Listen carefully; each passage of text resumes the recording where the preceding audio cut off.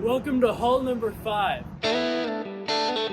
In October of 2024, Aaron and I bought a neglected 1964 Grand Banks that had been left to rot for over 5 years. This being the 5th oldest Grand Banks ever built, it would have been a shame to let her fall into disrepair and ultimately sink. Having received zero maintenance since 2005, every aspect of the boat needed work, from the engines to severe wood rot, and even the eviction of hundreds of spiders that called our boat home. Join us as we spend the next 6 months completely restoring and remodeling this classic wooden trawler from start to finish, and stay tuned for the big reveal at the end of the video. By the time we finally got a hold of the owner, it was bad news on top of bad news. You can see the bilge completely full of water. Neither engine would fire, and all the bilge pumps were dead, and water had fried most of the electronics. Luckily, he let me have a crack at it before making a final decision, and we spent the next few weeks getting a feel for what mechanical state the boat was in. Classic mechanically injected diesels are nearly indestructible, so I was pretty sure I could get things running again. I tore out the old fuel system and started fresh, replacing the old starters and replacing some wiring. New fuel filters and hoses is all it took to start the portside engine. The starboard engine was trickier. I took weeks to figure out that a simple spring-loaded fuel rail stop in the injection pump was seized, and once I gave it some grease, the engine fired up instantly. Look at what I did. Oh my god, finally. Oh my god, finally. A quick service and things were looking good. I replaced the wiring and pumps so that we'd stay afloat, and it was on to the haul out. There was really nothing to be concerned about once we looked underneath. Despite being a 60-year-old wooden vessel, the teak planking was in great shape, and the surveyor gave the insurance company the green light. The next day, the boat was ours.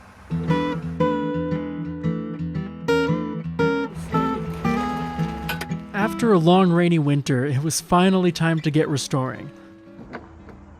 Starting with the most satisfying part, which was cleaning years of gunk off this boat.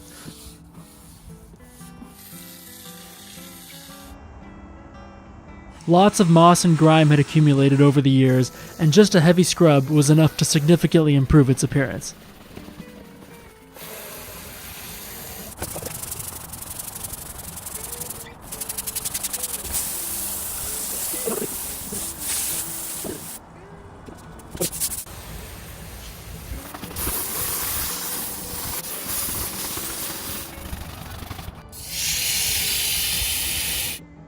Next, we began tearing off all of the worn teak trim, exposing a few more spider habitats, before we started tearing apart the fiberglass that was peeling off the side of the cabin.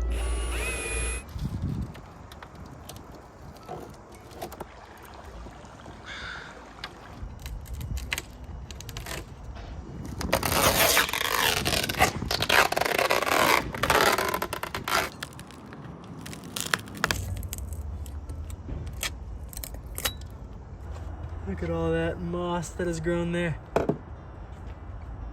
We're gonna try to reclaim all of these strips. We'll sand them off, and then we're gonna revarnish them and stick them back on.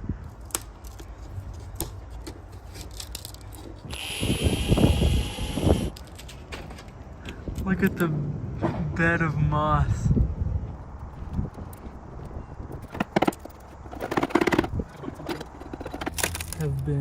Oh yeah. We discovered several spots like this that turned out to be far worse than expected, with many layers of delaminating fiberglass and plywood. Another very time-consuming part of the restoration is stripping off as much old paint as you can. For the really flaky spots like this, a paint scraper can get most of it off, and some areas were very stubborn and required lots and lots of hours to remove.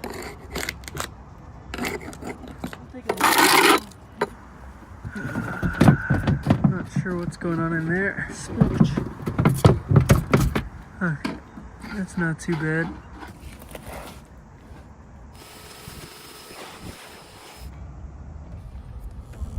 I'm mixing some fiberglass Bondo as well as other epoxy fairing compounds to fill all the voids on the outside of the boat.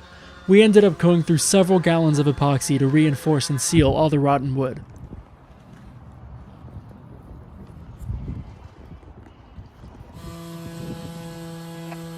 Along the edges of the cabins, we're applying a couple strips of fiberglass to reinforce and waterproof all the sharp edges.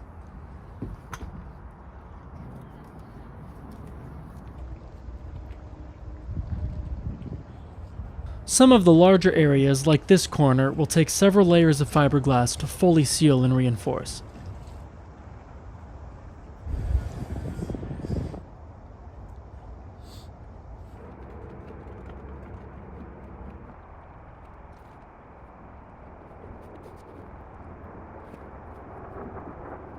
For the most stubborn paint and varnish spots, we tried using a heat gun to lift the old paint off the surface of the plywood. Up front, these seams need to be glassed for strength and water resistance.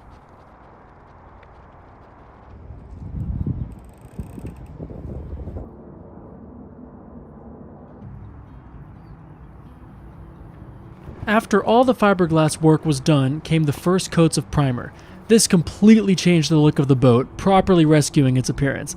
We ended up applying about 4 gallons of topside primer.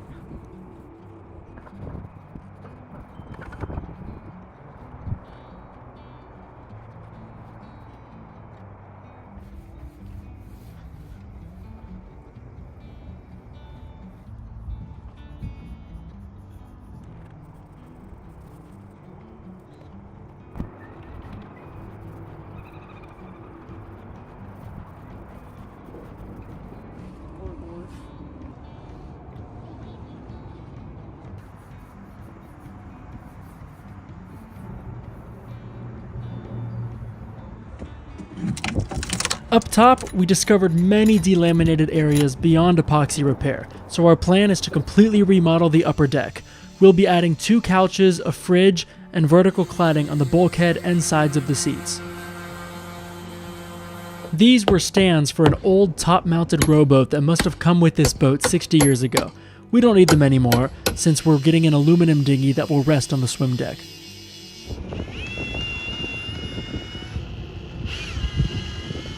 These doors are far beyond repair and will need to be completely rebuilt.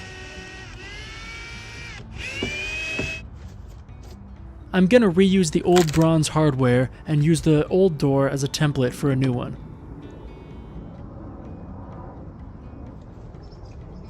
Simply tracing the old door shape, cutting 2 1/4-inch plywood sheets, and gluing the interior frame will make durable doors so long as they're sealed with quality topside paint. We started befriending the local wildlife, which quickly meant upgrading from a 4-pound bag of feed to a 20-pound bag of feed to feed the entire city. Where the old rowboat stowage was, we decided to build a tiered garden with drainage using bent PVC pipes.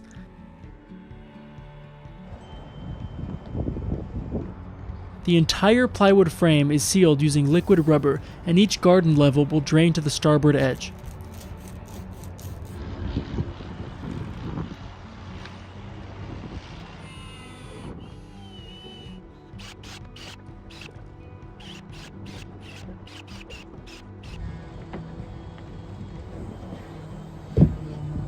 They're like Snow White. They're coming from this side. Seriously. Get back on your thing. Once fully assembled, we can mix up some soil and fill the raised beds.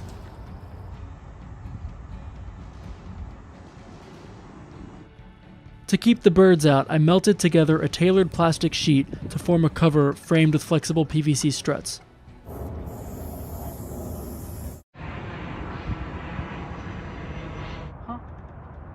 The next morning, after having fed all of the geese and all of their goslings, it was time to get to varnishing, a step that is going to be repeated over and over and over again.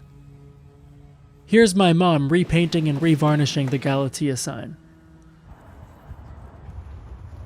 Each one of these newly varnished pieces of teak are going to need between 10 and 15 coats to last several seasons. We decide to paint the window frames blue to be more congruent with the Sunbrella navy blue up top on the bimini.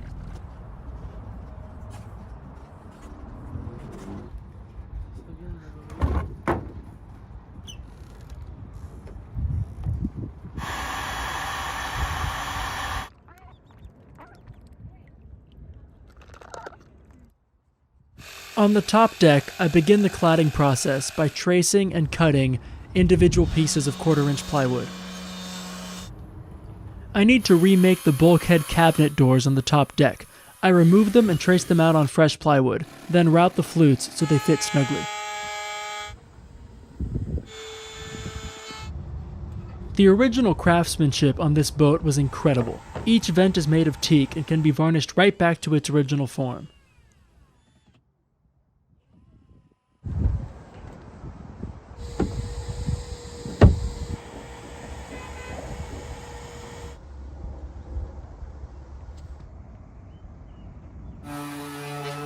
The teak trim we removed at the beginning can now be sanded and revarnished.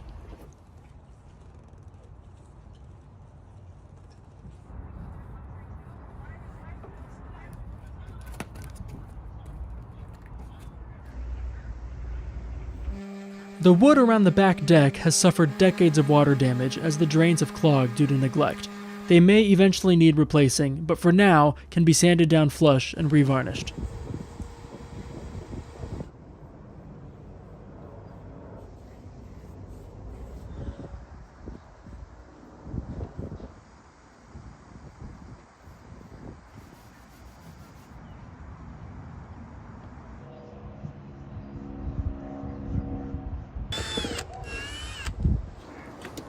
To build the couches on the top deck, I build a frame out of pine and plywood. Store-bought cushions will rest on top. Next, we paint the inside edge of the hull with topside paint.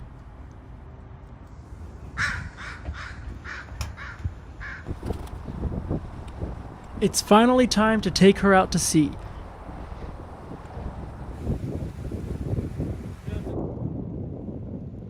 All vessels in the large lock, stand by your lines. The water level is changing. We travel through the locks and into larger waters to learn what mechanical problems arise when pushed to her limit to be addressed later at the boatyard. After a nice time in the Puget Sound, she's hauled out once again to continue our restoration.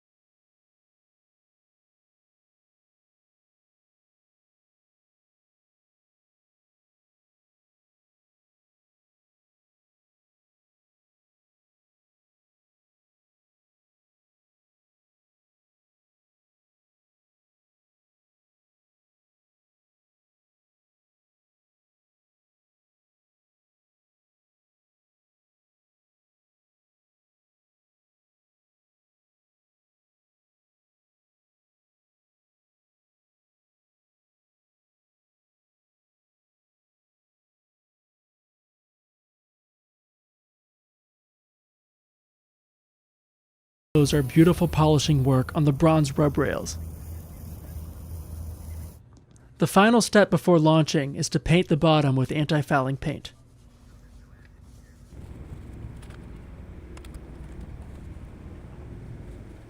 And replace all the zincs that serve as sacrificial anodes, 2 on each prop shaft and 1 large one at the aft of the boat.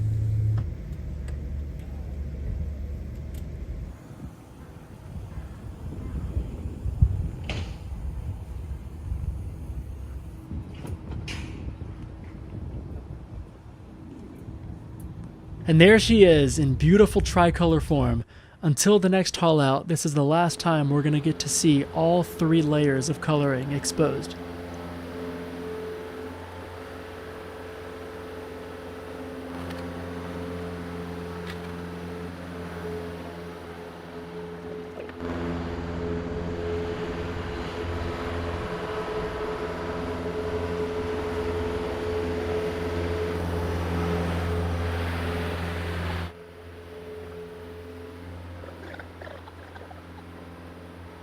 She's gonna have to sit in the slings over the weekend to allow time for the teak planks to swell up. The boat was fully dry before launching. This gives us ample time to varnish the transom while the good weather lasts.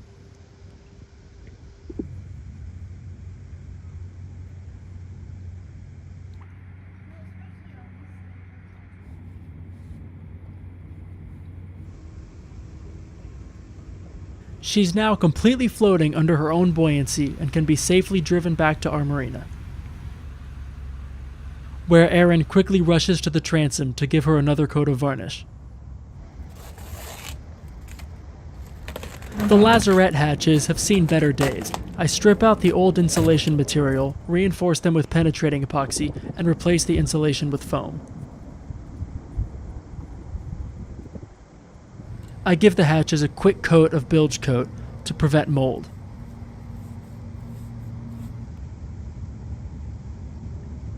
She's now thoroughly restored. Although an old wooden boat will always remain a work in progress, she's ready to be shown off.